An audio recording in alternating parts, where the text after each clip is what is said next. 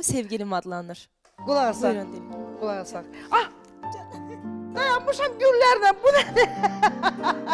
Teşekkür ederim. Allah var eylesin.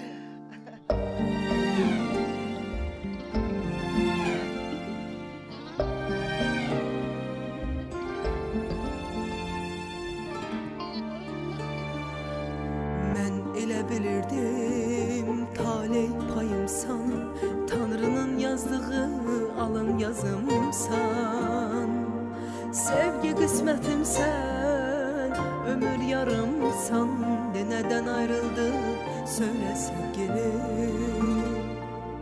Mən elə bilirdim taley payımsan, Tanrının yazdığı alın yazımsan.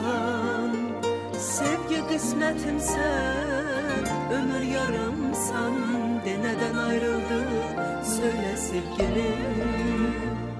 De nədən ayrıldık, de nədən ayrıldık, söylə sevgilim. Ay, daha bundan belə inanım nəyə, sevincim deyilsən, qəmim deyilsən. Mən xəyal sevmişəm, gerçək deyilsən. Sən mənim sevdiyim adam deyilsən. Daha bundan belə inanım nəyə, sevincim deyilsən, qəmim deyilsən. Mən xəyal sevmişəm, gerçək deyilsən. Sən mənim sevdiyim adam deyilsən.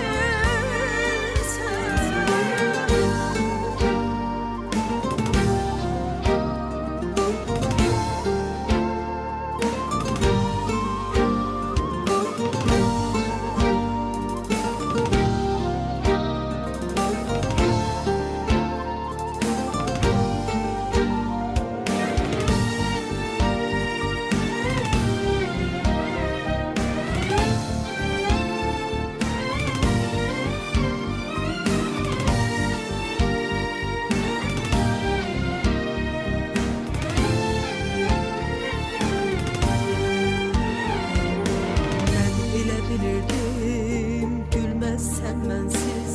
Mənsiz yaşamazsan, ölərsən mənsiz.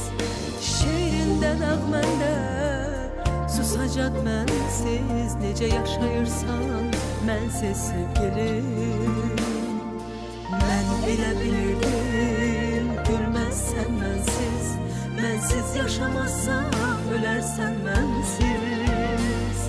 Şeirində nəğməndə susacaq mənsiz. Necə yaşayırsan, mənsiz sevgilim.